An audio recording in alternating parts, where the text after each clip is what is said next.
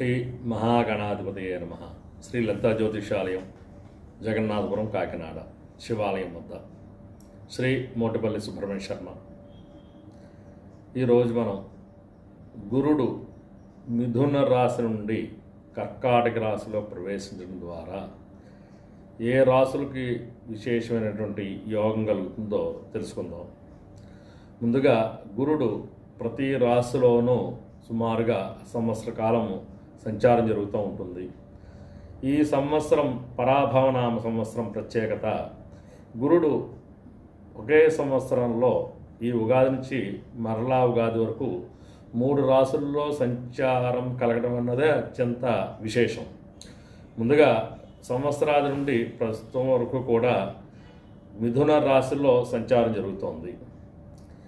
1/6/26 రాత్రి, సోమవారం రాత్రి సుమారుగా 1:50 గురుడు మిథున రాశి నుంచి కర్కాటక రాశిలో ప్రవేశించడం ద్వారా అత్యంత యోగవంతమైనటువంటి పరిస్థితులు కొన్ని రాశులకు ఏర్పడుతున్నాయి.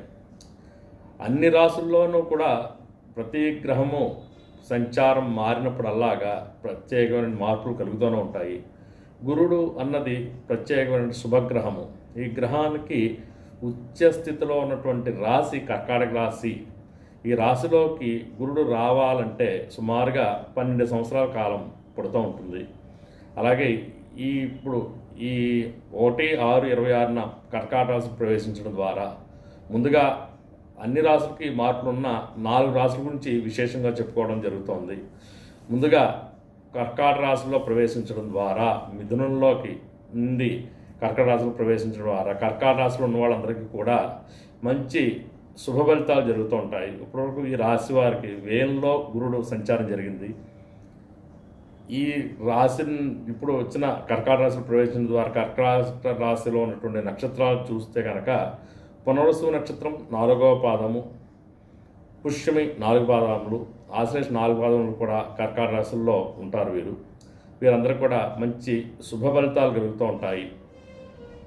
ఈ తర్వాత 2వ రాశి తీసుకున్నట్లయితే కన్యారాశి, కర్కాటక కన్యారాశి. కన్యారాశిలో తీసుకున్నట్లయితే కన్యారాశిలో ఉత్తరా నక్షత్రం 2, 3, 4 పాదములు, హస్తా నక్షత్రం 4 పాదములు, చిత్తా నక్షత్రం 1, 2 పాదాలు ఈ రాశిలో ఉంటాయి. ఈ రాశి గురు సంచారం చూసినట్లయితే కనుక 11వ రాశిలో గురు సంచారం. అసలు 11వ రాశిలో గ్రహము సంచారం చేయడం అనేది అత్యంత విశేషమైనటువంటి విషయం అది. అలాంటిది గురుడు 11వ రాశిలో రావడం ద్వారా కన్యారాశి వాళ్ళకి చాలా విశేషమైనటువంటి శుభకరమైనటువంటి మార్పులు కలుగుతూ ఉంటాయి. ఎప్పటి నుంచో అవన్నీ పనులు జరుగుతూ ఉంటాయి. వాళ్ళు వ్యాపారంలో ఉన్నటువంటి ధన సంపాదన పెరిగే అవకాశం ఖచ్చితంగా ఉంది.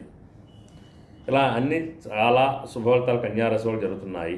తర్వాత వృశ్చిక రాశి తీసుకున్నట్లయితే కనుక వృశ్చిక రాశి వాళ్ళకి ఈ గురుడు కర్కాటక రాశి ప్రవేశించడం ద్వారా భాగ్యస్థానంలో గురు సంచారం, ఇది కూడా అత్యంత యోగవంతమైనటువంటి రాశిగా చెప్పాలి. ఈ గురు సంచారం వల్ల వీరు కూడా ధన ప్రవాహం విశేషంగా ఉంటుంది. అలాగే ఎప్పటి నుంచో జరగని పనులన్నీ జరుగుతూ ఉంటాయి. వీళ్ళ పిల్లలు అభివృద్ధిలో రావడానికి కూడా గురుడు ఈ రాశిని చూడటం ద్వారా విశేష దృష్టితోటి వీళ్ళకు కూడా మంచి శుభ ఫలితాలు ఏర్పడుతున్నాయి.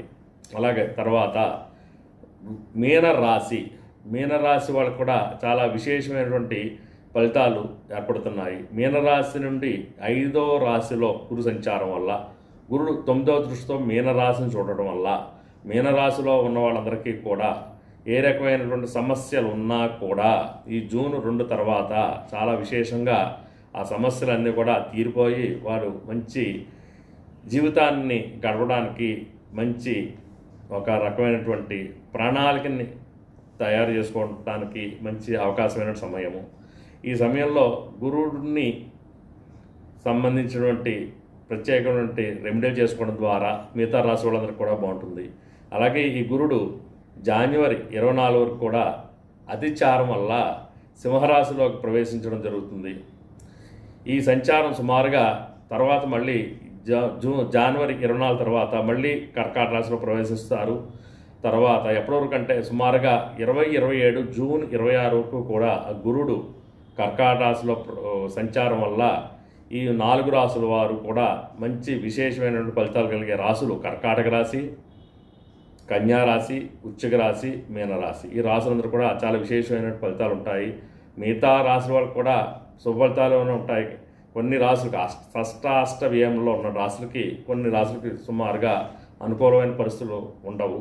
వీరందరూ కూడా గురువు సంబంధించినటువంటి రెమెడీలు చేసుకోవడం, గురువు దర్శనం చేసుకోవడం ద్వారా దత్తాత్రేయ స్వామిని, శ్రీకృష్ణ పరమాత్మని, శివుణ్ణి ఆరాధన చేసుకోవడం ద్వారా గురువు నుంచి కలిగేటువంటి ఇబ్బందుల్ని ఉపశమనం కలిగేటువంటి పరిస్థితులు ఏర్పడతాయి. శుభమస్తు. మోటిబల్ సుబ్రహ్మణ్య శర్మ.